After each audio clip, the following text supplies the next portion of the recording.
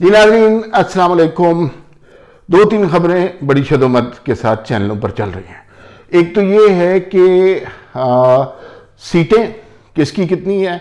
आखिरी लम्हे में लोग बेतहाशा जज्बातियत से अब नून लीग में ज्वाइन करने लगे हैं और कहीं से ये खबर आ रही है कि फ़लाँ ने ज्वाइन कर लिया, फ़लाँ ने ज्वाइन कर लिया। और अभी ये वो आज़ाद लोग हैं जो खामखा आज़ाद हैं।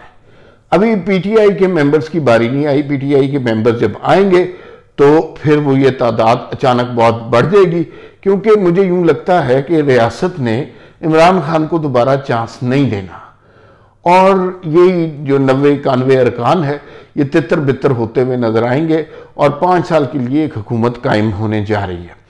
लेकिन इस व्लॉग में हमने एक अहम खबर जो अंदर की कहानी है वो आपको बतानी है।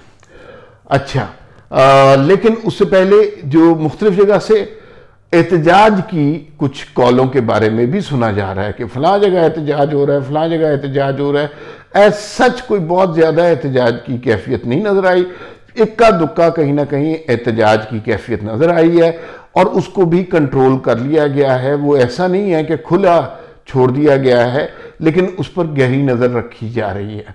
ये एहतजाज 2-4 दिन का होगा और उसके बाद फिर ये बात ख़त्म हो जाएगी। अभी जो सूरत हाल नज़र आ रही है कि 91 सीटें तो हैं पीटीआई की, लेकिन बाकी सीटें जो हैं जो 153 प्लस बनती हैं वो सारी पीडीएम की है। तो इसका मतलब है कि अवाम ने एतमाद का इजहार किया पीडीएम की हुकूमत पर, वरना इनकी नशिस्तें इतनी ना होती, क्योंकि पीडीएम की हुकूमत ही थी ना पिछली दफ़ा। तो अवाम ने एतमाद का इजहार किया पीडीएम पर। उसके मुकाबले में 153 के मुकाबले में तो बहुत कम है पीटीआई की 91। तो इसका मतलब है कि उस मयार पर, उस एतमाद पर इमरान खान की जमात नहीं उतर सकी। ये एक तरीका है चीज़ों को देखने का। आप इससे इत्तफाक करें ना करें ये आपकी मर्जी है। अभी तक की जो सूरत हाल है उसमें पीटीआई तो काफ़ी 93 सीटें ले चुकी है, पीपल्स पार्टी 54, जो नून लीग है उनकी चेंज हो रही है, कोई 76 बता रहा है, कोई 77 बता रहा है। और एमक्यूएम बहुत अजीब सा सरप्राइज है, 17 सीटें, कराची की 22 सीटें हैं और एमक्यूएम ख्वाब में देखती थी कि वो कभी 17 सीटें ले सके और 17 सीटें एमक्यूएम को मिल गई हैं, जो कि बहुत। लेकिन ये वो खबर नहीं है जो आपको बतानी है, वो खुफिया खबर एक इजलास की। आज लाहौर में एक इजलास हुआ और उस इजलास में नून लीग की मजलिस आमला अहम लोग शरीक हुए। उस इजलास की बहुत ज़्यादा कार्रवाई मंजर आम पर नहीं आई।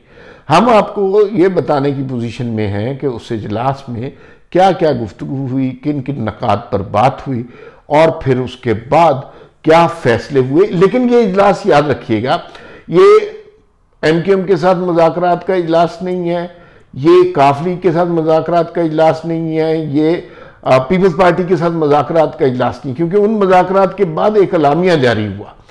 ये जो इजलास है ये मुस्लिम लीग नून की अपनी मजलिस आमला का है और इसका कोई अलामिया जारी नहीं हुआ। वरना काफ लीग और जितनी भी उनकी सीटें हैं बड़े फख्र से आए, उन्होंने कहा जी हम तो नून लीग के साथ काम करना चाहते हैं। इसके बाद वो आए जनाब एमक्यूएम वाले, उन्होंने कहा सरकार कैसी बातें कर रहे हैं, मियाँ साहब जिंदाबाद, तो हम मियाँ साहब के साथ काम करना चाह रहे हैं। पीपल्स पार्टी बहस होगी, मकालमा होगा, बिलावल भुट्टो वजारत उज़्मा मांगेंगे लेकिन मिलेगी नहीं। अब जो अंदर वाले इजलास की खबर है वो आपके लिए इंपॉर्टेंट होनी चाहिए। अंदर वाले इजलास जो मुस्लिम लीग नून का हुआ उसके अंदर डिस्कस ये हुआ कि अगर बाकी पार्टियां पीडीएम की मान जाती हैं और ज्यादा पलड़ा भारी पीएमएलएन का है, लिहाजा इनकी बात माननी चाहिए, क्योंकि ज्यादा नशिस्तें इनकी है ना। देखिए पीपल्स पार्टी की इतनी नशिस्तें तो नहीं है, लेकिन दोनों फंसे हुए हैं, दोनों को साथ मिलकर चलना। तो वो अगर वो मान जाती हैं तो फिर मुस्लिम लीग की जानिब से वजीर आजम का नाम कौन सा होगा और वजीर आला पंजाब का नाम कौन सा होगा, ये उस इजलास की अंदर की बात है। 2 नाम आपको बताऊंगा और उसके अंदर आपको पता चलेगा कि किस लेवल पर काम हो रहा है और क्या इसका नतीजा निकलेगा।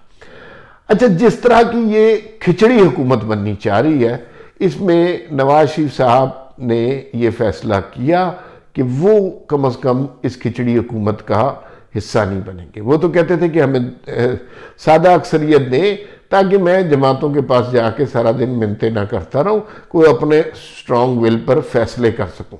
लेकिन ये तो अभी थोड़ी सी उसकी सीटें, थोड़ी सी उसकी सीटें मिल मिला के कुछ हुआ है, तो ये मेरे लिए मुश्किल होगा।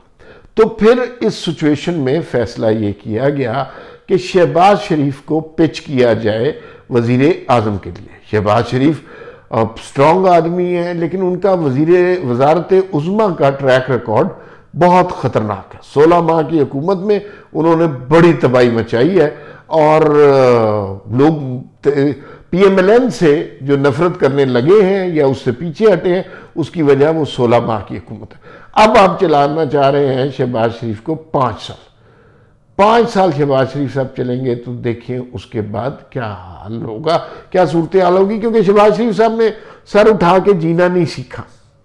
नवाज शरीफ साहब फैसले कर सकते हैं अपनी विल पर, शहबाज शरीफ साहब तो बस आप मुझे बेकारी ना समझें, मैं यहाँ मांगने नहीं आया टाइप की गुफ्तगू करते हैं, विजन वाला लीडर नहीं है।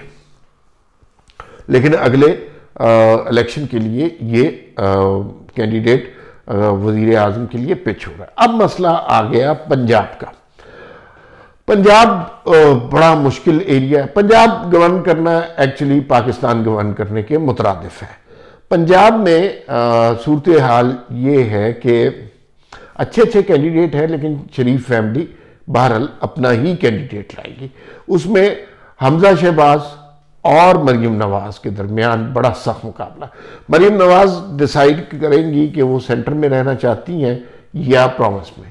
अगर सेंटर में शहबाज शरीफ आ रहे हैं तो फिर मरीम नवाज की दिलचस्पी और इंटरेस्ट जो है वो प्रोविंस में होगा। और पंजाब का प्रोविंस वजीर आला की सीट, इससे ज़्यादा स्ट्रॉन्ग सीट पाकिस्तान में कोई है नहीं। मसला ये है कि मरीम नवाज ने कभी माजी में कोई इस तरह का ओहदा रखा नहीं है, और जाहिर है हर शख्स के लिए पहली दफ़ा होता है, लेकिन मरीम नवाज ने कोई पोर्टफोलियो होल्ड नहीं किया। ये बिल्कुल वैसी कैफियत हो जाएगी जैसे इमरान खान ने कोई पोर्टफोलियो होल्ड नहीं किया था। गुफ्तगू बहुत अच्छी करते थे, नारे बड़े अच्छे लगाते थे, लेकिन क्या वो वजारत आला के मुस्तहिक थे? क्या वो काम कर सकते थे? ब्यूरोक्रेसी को चला सकते थे? कैबिनेट को चला सकते थे या नहीं? तो इमरान खान का तो हमें देख लिया हमने। मरीम नवाज की सूरत हाल इसलिए डिफरेंट है कि उनकी तरबियत मुख्तलिफ माहौल में हुई है।